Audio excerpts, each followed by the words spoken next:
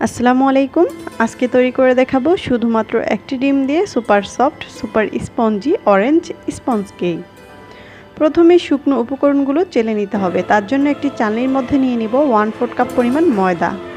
এই 1/4 কাপ পরিমাণ ময়দা থেকে 1 চা চামচ পরিমাণ ময়দা সরিয়ে নিচ্ছি। কিভাবে নিচ্ছি আপনারা দেখে হয়তোবা বুঝতে পারছেন। ঠিক একইভাবে কিন্তু নিতে হবে। আর আমি যতটুকু পরিমাণ যে উপকরণ নিচ্ছি ঠিক ততটুকু পরিমাণ নেবেন, তাহলে কেকটি পারফেক্ট হবে। তারপরে এখানে 1 চা চামচ পরিমাণ কর্নফ্লাওয়ার দিয়ে দিচ্ছি। দিয়ে দেব 1/4 চা চামচ পরিমাণ বেকিং পাউডার, সামান্য পরিমাণ লবণ। তারপর সব কিছুকে খুব ভালো মতো চেলে মিশিয়ে নিব। শুকনো উপকরণগুলো মিশিয়ে নেওয়া হয়ে গেলে এগুলোকে ঢাকনা দিয়ে ঢেকে একটি সাইডে রেখে দিতে হবে। তারপর এখানে একটি বাটির মধ্যে নিয়েছি নরমাল তাপমাত্রায় থাকা বড় সাইজের একটি ডিমের সাদা অংশ। এবার ইলেকট্রিক বিটার দিয়ে হালকা একটু ফোম করে নিচ্ছি। যখন এরকম সাদা হয়ে আসবে তখন এর মধ্যে দিয়ে দিব চিনি। চিনি এখানে নিয়েছি আমি 3 টেবিল চামচ পরিমাণ। চিনিটা অল্প অল্প করে দিব আর ডিমের মেরাংটা তৈরি করে নিব। যতক্ষণ না ডিমের মেরাংটা একদম পুরোপুরি স্টিক হচ্ছে ততক্ষণ কিন্তু বিট করতে হবে। আর চিনিটা অল্প অল্প করে দিয়ে মেরাংটা তৈরি করে নিতে হবে।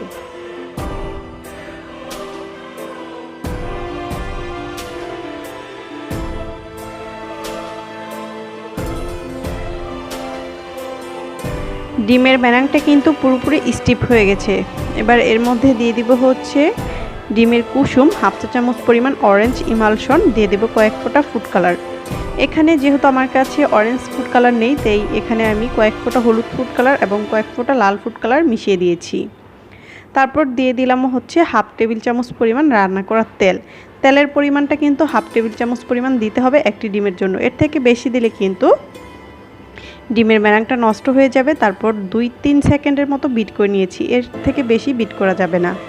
এবার শুকনো উপকরণগুলো ধাপে ধাপে মিশিয়ে নিতে হবে। অল্প অল্প করে দিয়ে খুব আলতো হাতে মিশিয়ে নিতে হবে। এই কাজটি তাড়াহুড়া করলে কিন্তু ডিমের মেরাংটা নষ্ট হয়ে যাবে।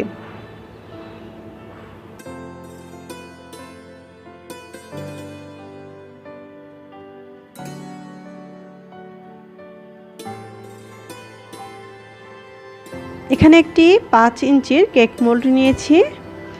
এর মধ্যে আমি একটি বেকিং পেপার বিছিয়ে নিয়েছি, কোনো রকম তেল ব্রাশ করিনি। আপনারা যদি লেখালেখির কাগজ ব্যবহার করেন সেক্ষেত্রে কিন্তু অবশ্যই এখানে তেল ব্রাশ করে নিতে হবে। কেকের ব্যাটারটা উপর থেকে ঢেলে দিয়েছি। তারপর একটি কাঠি দিয়ে নাড়িচাড়িয়ে হালকা একটু ট্যাপ করে এটাকে বেক করে নিব। বেক করার সময় আমি ভিডিওটি অন করতেই ভুলে গিয়েছিলাম। যে পাত্রে বেক করবেন সেই পাত্রটাকে হাই আঁচে একদম ঘড়ি ধরে 10 মিনিট গরম করে নেবেন। 10 মিনিট পর কেক মোল্ডটি বসিয়ে চুলার আঁচটাকে লো করে ঢাকনা দিয়ে ঢেকে ঢাকনায় কোনো ছিদ্র থাকলে সেটাকে বন্ধ করে দিবেন এবং অপেক্ষা করবেন 30 মিনিট। 30 মিনিট পরের অবস্থা দেখতে পাচ্ছেন। এবার এটাকে নামিয়ে একদম পুরোপুরি ঠান্ডা করে তারপর আমি ডিমোল্ড করে নিয়েছি। আপনারা দেখে বুঝতে পারছেন কেকটি কতটা সফট আর স্পঞ্জি হয়েছে। আশা করব রেসিপিটি ভালো লেগেছে। সবাই অনেক ভালো থাকবেন। আল্লাহ হাফেজ।